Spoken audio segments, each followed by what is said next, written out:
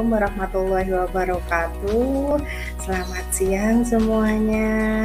Semoga mahasiswa Bu Lila tercinta dalam keadaan sehat walafiat, tidak kurang satu apapun, dan jangan lupa selalu mengawali pagi saudara dengan membaca Asmaul Husna dan bersolawat bersama-sama.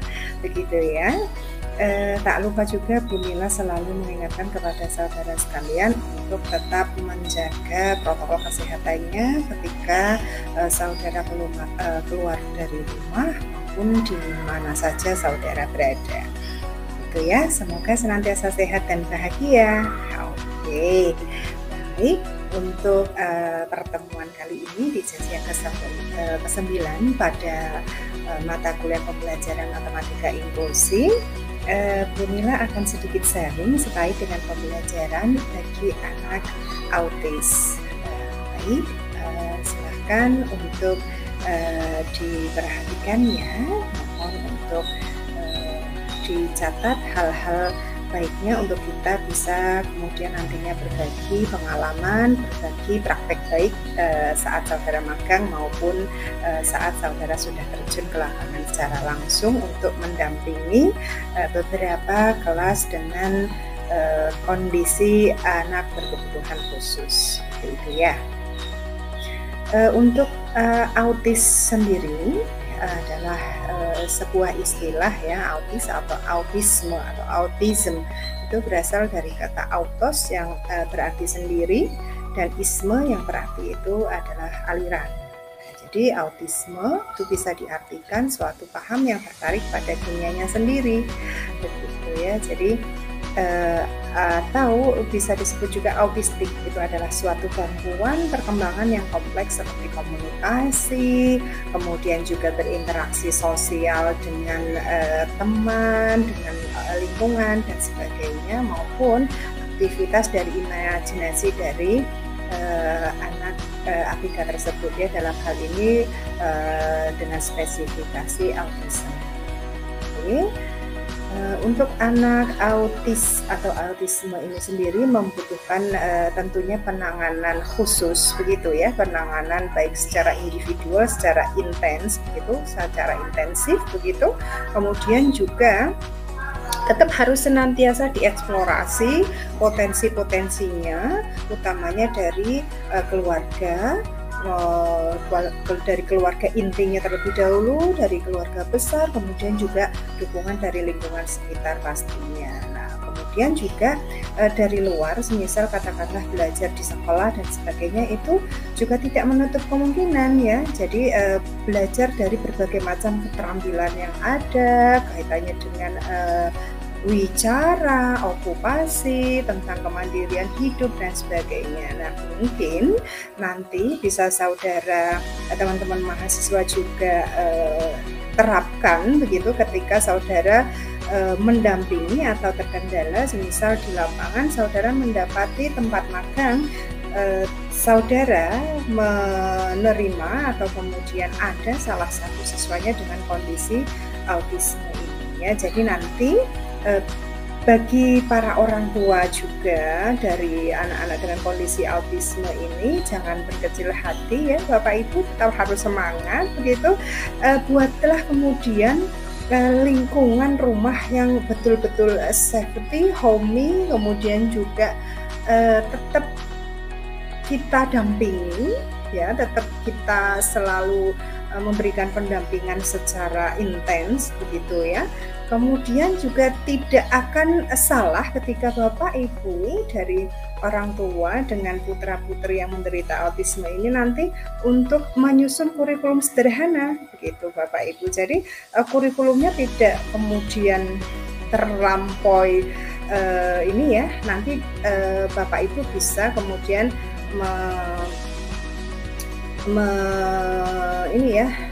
membuat kurikulum yang sangat sederhana mungkin begitu, utamanya dari mungkin bicaranya, kemudian pula kemandiriannya dan sebagainya. Nanti bahkan yang goalsnya adalah mereka bisa survive, bisa mandiri, kemudian pula dengan anak-anak dengan autisme ini itu bisa bahkan menjadi juara ketika mereka sudah dieksplorasi potensi-potensinya, kemudian mereka juga sudah bangga, sudah mau, sudah bisa berdiri di atas kakinya sendiri, sudah mandiri seperti itu. Oke, baik, kita lanjutkan.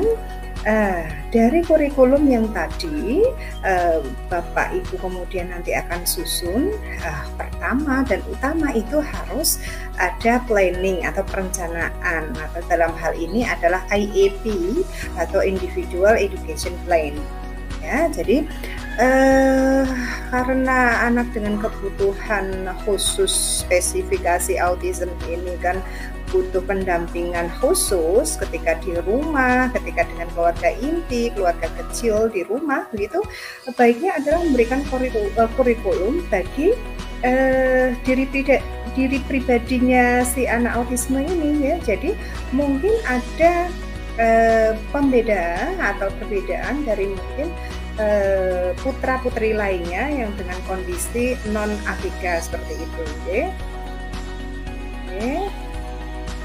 Untuk kurikulum tadi itu mungkin saja Bapak Ibu nanti bisa kemudian mendapatkan dari informasi-informasi terkait bagaimana sih untuk berkomunikasinya secara verbal begitu ya. Terus kemudian juga keterampilan konseptualnya seperti apa, akademiknya seperti apa ya, kognitif, psikomotor dan sebagainya, keterampilan bermain di rumah atau di lingkungan sekitar rumahnya bagaimana, dan kemudian juga keterampilan interaksi sosialnya. Jadi sangat disarankan memberikan keleluasaan kepada putra-putri ABK dengan spesifikasi autisme ini untuk tetap berinteraksi dengan sosial, dengan lingkungan rumah, dengan lingkungan sekolahnya, seperti itu. Oke, baik. Nah, ini mungkin kurikulum yang nantinya kemudian akan diterapkan, atau mungkin juga teman-teman mahasiswa bisa menyampaikan ketika ada saudara, keluarga, tetangga, ataupun nanti ketika ada anak didik, salah satu anak didik saudara yang mengalami hal ini ya. Jadi berikanlah kurikulum yang sangat sederhana, dibuat menjadi sangat sederhana, disusun secara bertahap gitu, secara holistik dari tingkatan yang paling mudah itu ya. Misalkan katakanlah memberikan contoh gambar ya, objek konkret atau miniaturnya, atau bahkan mungkin ketika ada seperti ini ya, dibawalah kemudian putra-putri Bapak Ibu dengan kondisi autisme tersebut ke kebun binatang atau ke tempat-tempat yang sekiranya tempat tersebut adalah tempat-tempat yang edukatif Bapak Ibu atau teman-teman mahasiswa gitu ya, bukan kemudian ke tempat-tempat seperti mall dan sebagainya gitu ya. Jadi lebih kepada yang edukatif, mall juga bisa, namun yang kemudian mendukung bagaimana mengedukasi sehingga mengenalkan objek-objek konkret kepada para adik-adik atau putra-putri dengan spesifikasi autisme ini gitu. Kemudian setelah Bapak Ibu atau teman-teman mahasiswa mengenalkan kepada tingkatan kurikulum yang paling rendah, yaitu mengenalkan objek-objek konkret begitu ya, atau miniatur dan sebagainya, kemudian langkah berikutnya juga simbol atau foto objek ya, itu bisa Bapak Ibu juga dapatkan dari mana saja saya kira ya, dari majalah, kemudian dari internet, dari foto dan sebagainya. Kemudian juga menggambar hasil lukis gitu ya, clip art, atau menggambar sendiri juga boleh, itu sangat disarankan ya. Jadi untuk melihat juga bagaimana kondisi motorik dari putra-putri dengan kondisi autisme tersebut. Jadi melihat juga potensinya, barangkali saja dengan kondisi autisme tersebut ada juga yang punya potensi untuk kemudian dia suka melukis, dia suka mewarnai dan sebagainya. Oke, kita lanjutkan. Ini untuk layanan awalnya ya Bapak Ibu dan teman-teman mahasiswa. bahwa kemudian anak dengan gejala-gejala tertentu seperti itu ya, penunjangnya atau terapi penunjangnya itu biasanya diawali kita dengan interferensi dini ya, artinya kita diagnosis awal terlebih dahulu dengan asesmen barangkali bagi Bapak Ibu orang tua dari putra-putri yang menderita autisme ini, kemudian dari Bapak Ibu gurunya pula ya, entah itu berada di sekolah inklusif ataupun sekolah luar biasa gitu ya. Kemudian psikolog juga ya, jadi ada asesmen juga dari psikolog bagaimana kira-kira penanganan atau layanan awal, kita diagnosis awal terlebih dahulu, kemudian ke dokter anak juga untuk kita lihat rekam medisnya akan seperti apa begitu.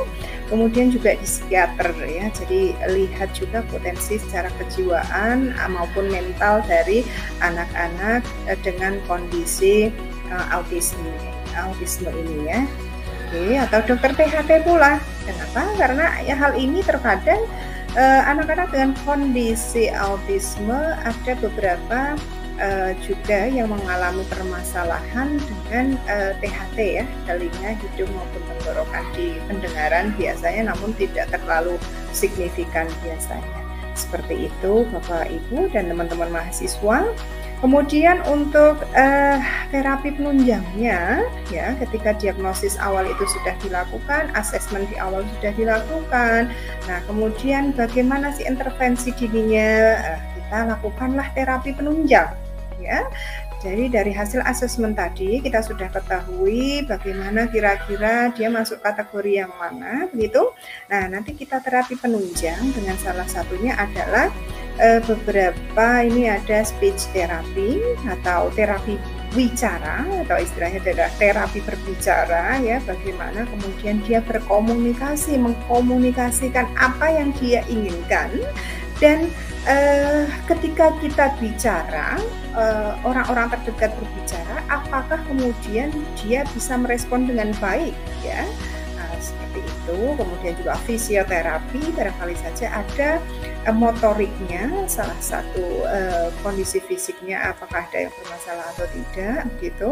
Jadi ini optional ya, jadi tidak harus semuanya dilakukan ketika memang secara physically itu sudah baik. Fisioterapi saya kira tidak perlu untuk dilakukan. Namun ketika ada masalah, nah itu baiknya memang kita sudah ada dapat hasil diagnostik awal dari dokter anak tersebut tadi ya. Jadi sudah mengetahui bagaimana fisiknya, motoriknya seperti itu. Kemudian juga ada sensory integration, yaitu sensor ya, terapi untuk motorik halus, motorik kasar seperti itu.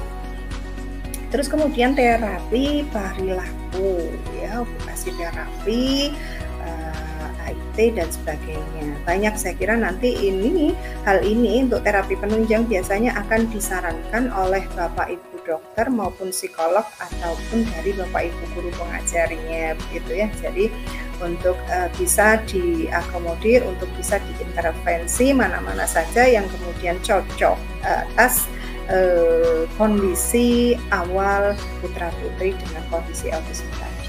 Kemudian untuk layanan pendidikannya ya, persiapannya nanti bisa juga disekolahkan di sekolah khusus atau biasanya dikenal dengan istilah SLB, sekolah luar biasa, ataupun homeschooling, ataupun kelas terpadu, sekolah inklusif. Banyak ya Bapak Ibu dan teman-teman mahasiswa untuk saat ini sekolah-sekolah negeri pun sudah menerima anak dengan kondisi berkebutuhan khusus begitu ya, berbagai macam spesifikasi saya kira sudah bisa menerima begitu. Kemudian sekolah dasar luar biasa ya, ataupun pusat rehabilitasi dan sebagainya. Saya kira tempat misalkan untuk sekolah khusus inklusif dan sebagainya itu juga ada ya. Oke, baik, kita lanjutkan.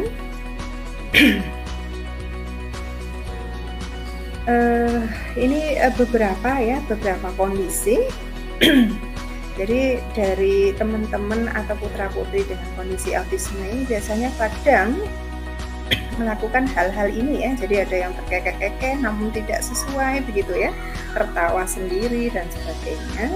Nah, kemudian juga ada yang tidak mengerti bahaya atau belum mengerti akan bahaya, dia lari di jalan dan sebagainya. Nah, ini akan jauh lebih baik jika kita berikan terapi okupasi ya, ataupun terapi untuk sosialisasi begitu. Kemudian juga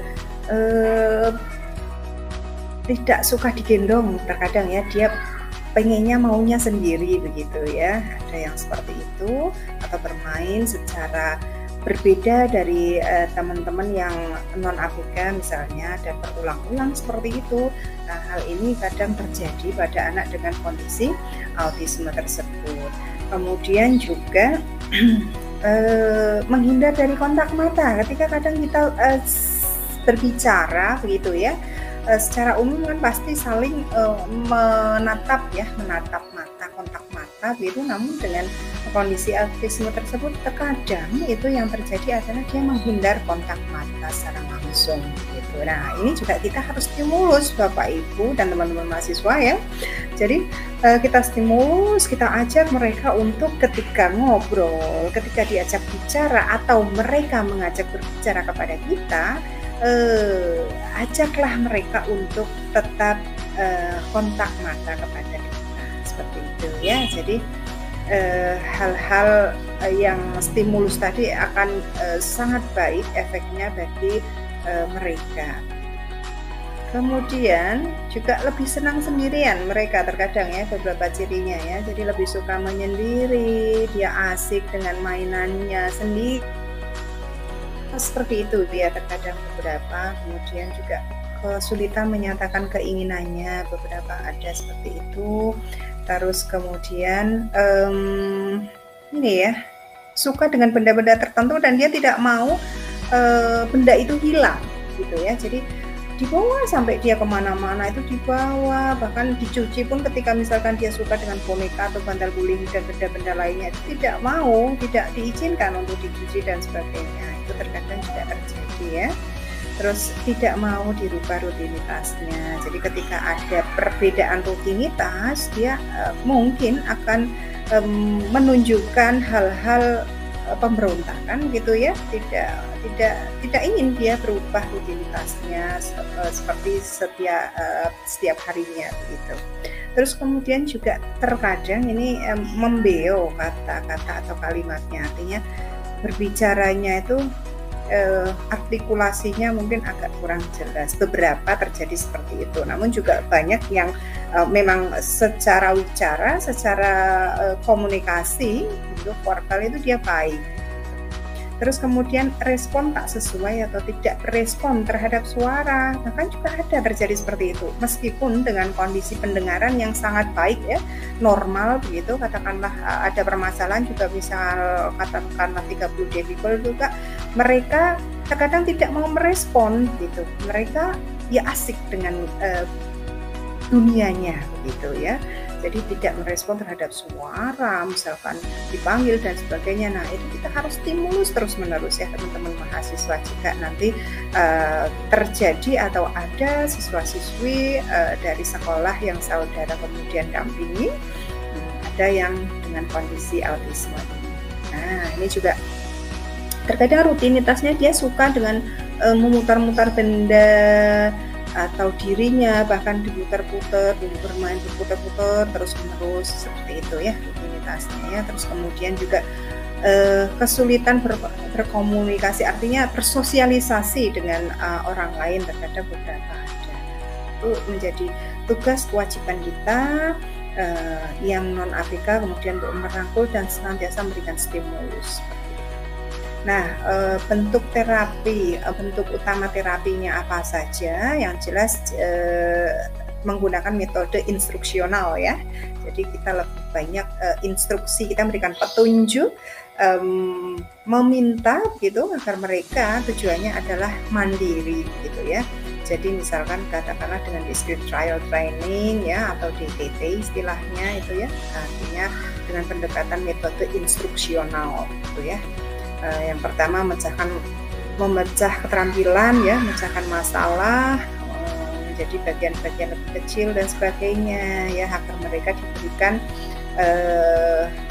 mendapatkan juga solusi atas permasalahan tersebut, atau melatih satu sub keterampilan sampai dia kuasai benar. Jadi kalau misalkan katakanlah keterampilan menyusun, balok dan sebagainya itu kalau memang dia sudah bisa ya, dengan sekian waktu, sekian periodik mereka sudah bisa, sudah mampu, nah kita baru beranjak ke step selanjutnya seperti itu ya. Benar-benar harus step tersebut, harus benar-benar keterampilan tersebut sudah dikuasai oleh putra-putri dengan kondisi autisme ini. Terus kemudian juga anak-anak mempraktekannya secara berulang-ulang pada periode tertentu ya. Jadi benar-benar sampai dia itu enjoy, putra-putri autisme ini enjoy, senang dengan kegiatan tersebut, menjadi rutinitasnya seperti itu, kemudian memberikan bantuan sebanyak yang dibutuhkan ya di awal. Namun ketika nanti teman-teman dengan kondisi autisme ini sudah mandiri, mohon dengan sangat untuk dilatih juga kemandiriannya seperti itu. Terus kemudian menggunakan prosedur reinforcement atau penguat, pastinya ya, diberikan penguatan, senantiasa diberi penguatan, stimulus itu selalu ya. Oke, baik, kita lanjutkan. Nah, ini untuk tahapan terapinya, di tahapan awal tadi ya. Jadi mengenal anak, kita asesmen di awal dulu. Ini tahapan awal mungkin akan lebih intens, akan lebih maksimal oleh keluarga terdekat ya, keluarga inti ya. Jadi mengenal anak, menciptakan kehangatan begitu ya. Tetap mereka harus kita rangkul, kita sayang, tidak kemudian kita bedakan ya, memberikan kasih sayangnya begitu. Kita tetap juga memberikan dukungan ya, kita identifikasi bagaimana ya kira-kira nanti penanganannya. Kalau kita sudah tahu, kita sudah diagnostik awal, kita sudah sampai di sesi ini, nanti kemudian penetapan reinforcement tadi ya, memberikan penguatan tingkat laku, atau kita berikan reward ketika dia melakukan sesuatu hal yang kemudian baik dan rutin gitu, kita dianjurkan untuk memberikan reward ya. Oke, kemudian juga kita sering melakukan permainan-permainan edukatif juga di rumah gitu ya. Kemudian temukan kekuatan dan kelemahan anak tersebut agar nantinya kita bisa eksplorasi potensinya dari kekuatan yang dia miliki, kemudian kelemahannya nanti kita akan gali, kemudian kita akan bantu bagaimana agar dia agar dia bisa kompatibel seperti itu. Instruksi dapat diikuti langsung, kemudian diberikan hadiah atau reward begitu ya. Jadi ketika memberikan instruksional langsung diberikan hadiah itu juga baik. Hadiahnya tidak perlu muluk-muluk Bapak Ibu dan teman-teman mahasiswa. Jadi misalkan kita berilah makanan yang dia suka, atau kemudian kita berikan ciuman kehangatan, atau kita berikan sesi eksklusif ya, me time dengan keluarga di rumah dan sebagainya seperti itu. Kemudian tahapan menengahnya mulai belajar berkomunikasi ya, jadi secara wicaranya diajarin itu ya, bermain, bantu diberikan keterampilan sosialnya, kemudian konsep abstrak ya, itu juga perlu diberikan. Kurikulum disesuaikan dengan kebutuhan anaknya tentunya untuk pemberian kurikulumnya ya, jadi sesuai dengan karakteristik dari putra-putri dengan kondisi autisme tadi. Nah, untuk interaksi itu wajib ya, jadi diberikan ruang di mana dia mau berbagi, mau berinteraksi dan bersosialisasi dengan lingkungannya. Jadi dia tidak hanya menyendiri, berdiam diri, suka dengan dunianya sendiri, tapi dia harus diajarkan untuk bersosialisasi dengan teman sebayanya dan berkomunikasi juga dengan lingkungan sosialnya terdekat di rumah atau di lingkungan rumah atau di sekolahnya seperti itu ya. Terus kemudian tahapan selanjutnya atau tahapan lanjutnya adalah secara progresif membuat terapi lebih natural, jadi lebih bisa digeneralisasikan di dalam kehidupan sehari-hari. Jadi tidak terus kemudian terapi itu adalah di ruangan dengan kondisi pintu dikunci dan sebagainya, itu tidak Bapak Ibu dan teman-teman mahasiswa. mahasiswa ya. Jadi lebih natural, lebih kita buat menjadi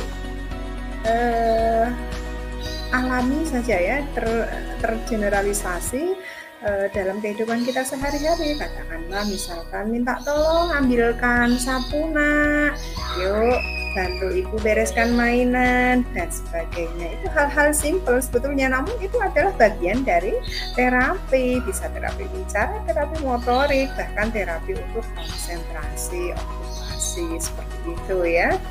Jadi sebetulnya terapi itu tidak harus kita kemudian di rumah sakit atau di tempat khusus terapi. Di rumah pun itu kita juga adalah sebuah terapi. Bahkan itu luar biasa saya kira, karena dengan orang tua atau dengan keluarga tercinta di rumah. Oke, baik, kita lanjutkan ya. Untuk kebutuhan anak autis ini ada ABA ya, Applied Behavioral Analysis ya, artinya interaksi sosialnya, kemudian terapi bicara, terapi bermain, terapi fisik, terapi sosial, okupasi ya, banyak hal nanti, atau biometric treatment jika ada terkendala dengan THT atau mungkin organ dalam, organ-organ vitalnya, ataupun sensory integration, terapi musik, terapi perkembangan dan sebagainya. Banyak ya. Kalau untuk ini nanti bisa dikonsultasikan dengan Bapak Ibu dokternya ataupun psikolog atau psikiaternya gitu.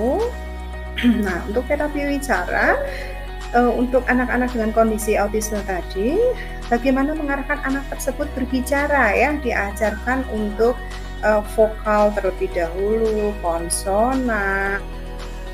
Misalkan ketika teman-teman mahasiswa nanti menemui kendala ini, jadinya sudah bisa menghandle seperti itu ya, kita arahkan untuk mereka bisa kontak mata terlebih dahulu, mereka mau berkonsentrasi terlebih dahulu. Ketika diajak berbicara, mereka mau menatap kita ataupun sebaliknya gitu ya. Nah, lalu kemudian kita ajak ngobrol, kita ajak bicara ya.